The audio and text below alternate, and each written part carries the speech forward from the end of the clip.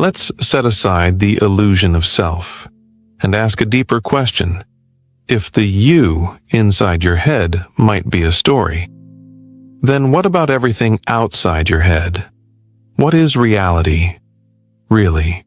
We live in a world we assume is real. Trees, oceans, traffic lights, the person you just texted. But here's the unsettling truth. You've never touched the world directly. You've only experienced electrical signals, data, fed into your brain like a simulation. Imagine wearing a hyper-advanced virtual reality headset your entire life, one you never take off. That's your experience of reality. Light hits your eyes and is translated into a picture.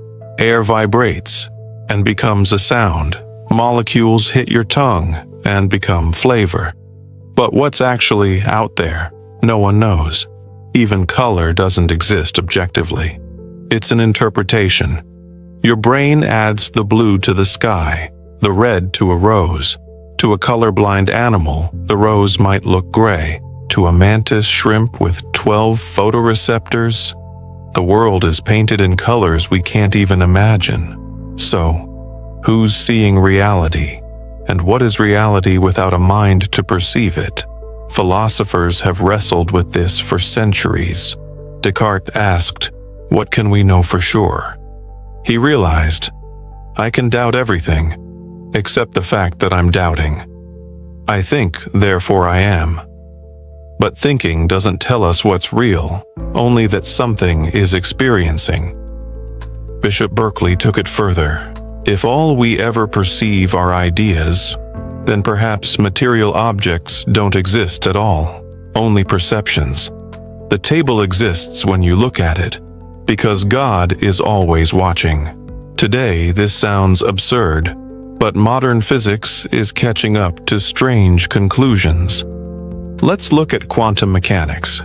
When particles aren't observed, they behave like waves, existing in many states at once. But when measured, they collapse into a single reality. This is called the observer effect. It's as if the universe waits for someone to look and then decides what's real. The famous double-slit experiment shows this clearly. Fire particles at a wall with two slits. When no one watches, they interfere like waves. But when observed, they act like particles. Your observation changes the outcome. And this isn't just abstract physics. It means that your participation defines reality. But what counts as an observer? A person, a camera, a measuring device? And is the universe always in flux until something becomes conscious of it? This isn't just science fiction. Some interpretations of quantum theory, like the participatory anthropic principle, suggest that consciousness isn't just observing reality, it's creating it. This echoes ancient traditions. In Hinduism, the concept of Maya describes the world as illusion, a projection of divine consciousness. In Buddhism, reality is empty of inherent existence. It's like a dream, coherent, but not ultimately real. Even modern scientists now propose we may be living in a simulation. Elon Musk famously said the odds we're not in a simulation are 1 in billions. Why? Because simulated realities don't require the same physical limitations, and if intelligent life ever gained the ability to simulate worlds, it's likely they would simulate many. So if simulated minds can't distinguish simulation from reality, how would you know? Just as Berkeley believed perception was upheld by divine attention. Today's thinkers wonder if digital minds uphold our illusion. You wake up, you brush your teeth, you go to work. But how do you know any of it is real?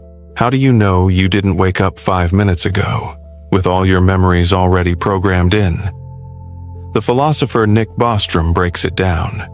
Either civilization never gets to the point where it can simulate reality, or it does and runs countless simulations, or it does and chooses not to. If simulations are easy and abundant, then statistically, you're probably in one right now.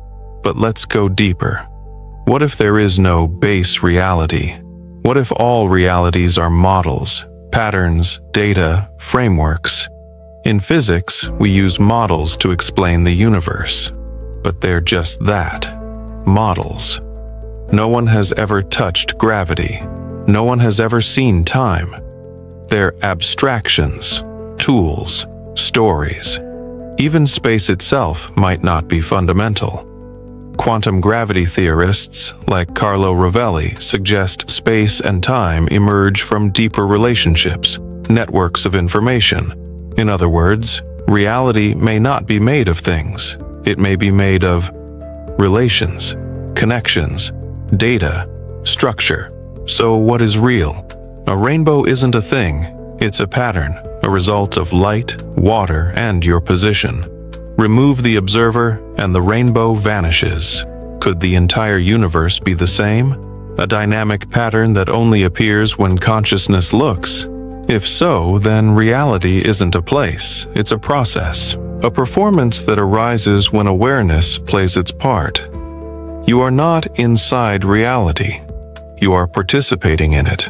So the question isn't what is real. The question is, what kind of story are we telling ourselves about what's real? And are we ready to change the story?